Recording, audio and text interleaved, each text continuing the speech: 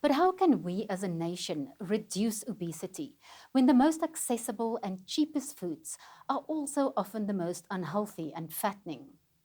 Let's find out from public health expert Professor Susan Goldstein from Priceless South Africa, a medical research council project. What kind of burden does obesity place on our public health system? Thank you for that question, Mia. The burden is not only financial, which is huge, 13.2 billion rand in total on our public health system, but the burden is also on individuals and families. And the reason for that is obesity causes diabetes, it causes hypertension, cardiac disease, and people end up not being able to work. They end up disabled because they have a stroke or they have an amputation from diabetes. Let's look at solutions. We implemented sugar tax in South Africa a few years ago. What is that exactly, and does it really work? So the sugar tax, sugary beverage tax, to be accurate, is now called the Health Promotion Levy. And the idea behind the tax is that sugary beverages have absolutely no nutritional value whatsoever, but they cause huge obesity. So a child who drinks a sugary beverage every day has got a 20 times greater chance of becoming obese. So what was introduced was a tax that taxes, you allowed 4 grams of sugar before it is taxed per 330 mils. And then the government taxes an increasing amount, incremental amount, however much sugar there is in the drink. Is it working? Well, yes and no. So the government didn't implement the full tax that was recommended, but it is working to a certain extent. People have stopped buying as many drinks, sugary beverages. People, especially poor people, are doing better because they're having less of these drinks. So if we look at foods and snacks, for instance, such as crisps and slop chips and kotas and vet cook, should those foods be regulated, or is it really just about awareness? No, absolutely should be regulated. So the way that we've been thinking about it is that we talk about ultra-processed foods. So if you think about foods in boxes, anything that comes in a box is usually processed. And it's processed in a way that tries to make us want to eat it. So it adds sugar, adds salt, adds fat. And those things are really bad for us. So what we're trying to do is saying, don't eat those things. Eat something that you buy and cook, or you even eat raw. Because those things are what's really harmful to people's health. And that's what has created this massive obesity problem in South Africa. But how do we regulate them? So we're trying in a number of ways. The first way is to stop advertising of these foods, particularly to children. So we've done some research, and children are advertised these foods all the time. And it's not only advertising on television and radio, but it's things like KFC cricket, for example. We're talking about characters, cartoon characters on the front of cereal boxes that have loads of sugar in them. So trying to ban advertising of these things to children is a start. The way to do that, however, has been complicated, because then the government says, well, how do we know which are the bad ones and which are the good ones? So there's been a concerted effort and a development of a regulation which will label the packets, the front of packs of these particular foods, which will tell us this food has too much salt, this food has too much sugar, this food has too much fat. And so the idea is that then we know anything that's got a label on cannot be marketed to a child. Is there evidence, because I know the health department has published draft regulations for this, and I think it's by 2025 that we need to see the labels.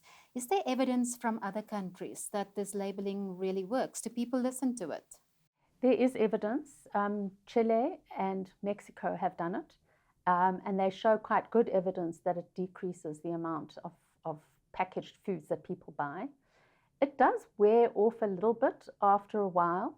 But what is encouraging is that people, the producers, the industry, reformulates the food to try and avoid the labeling. So they'll try and decrease the amount of sugar, try and decrease salt and fat.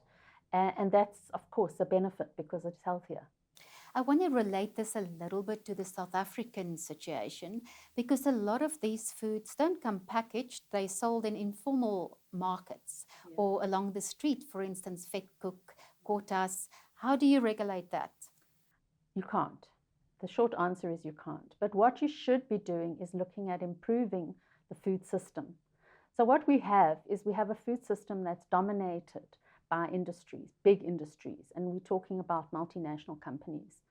But what we really need is a food system where local people farm and sell their produce locally, and those produce will be healthier. Having occasional fed cooks not bad for you. Having occasional quota is not terrible for you. But if you think of what goes in the quota, there's processed foods in that quota. So the polony, all those kinds of foods. We really need to rethink how we have food in our society.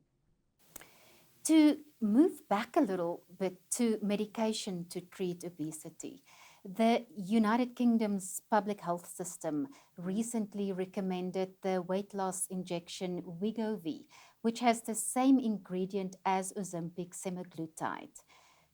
What do you think of that strategy, and do you think South Africa should follow suit once Wegovy is registered here as well? So that's an interesting question because I think that it's like any illness, obesity needs to be treated. So people who are obese need help to decrease their weight. And we know diets do not work for any length of time. But I think the problem with it is that opportunity costs. So what that means is for every injection that we buy, which are going to be very expensive, by the way, we are losing the opportunity for immunization of children against measles or other anti-hypertension treatments. We have to weigh what is most important within our context. You've mentioned that we need to weigh this up. Are we going to lose money for immunizations if we buy injections to treat weight loss? Absolutely, we are. But shouldn't we also look at what we would save money on so people wouldn't get diabetes and they wouldn't need so much hypertension medication? Wouldn't that also count in a positive way? I think you're quite right. I think that what we need to do is do the sums. So we need to look at what is the cost of this new injection, and we need to look at equity. Who is going to be able to get that? My suspicion is that it's going to be only the wealthier quintile of people, and poorer people probably end up not getting it. But we need to weigh it up. We need to actually look and see, okay, what would the cost savings be and what would the actual cost be? To end with basic foods, the Competition Commission's Essential Food Price Monitoring Report has found that prices for essential foods such as sunflower oil, brown bread, and maize meal were unjustifiably increased by retailers in 2022. How should we regulate grocery stores so that unprocessed foods aren't cheaper than essential foods? Yeah. It's a difficult question, and I think it harps back to what I said earlier about our food system. At the moment, the food system is controlled by very big industries, and the whole supply chain is controlled from the farmer to the grocery store, basically controlled by a very few small group of industries. What we need to do is open that up and make sure that it isn't controlled. There isn't this price fixing. I mean, it's horrific. Can you imagine in a context where 40% of people go to bed hungry, there's price fixing about basic foods? It's totally shocking. So we really need to rethink the whole food system. Professor Goldstein, thanks very much for joining us today.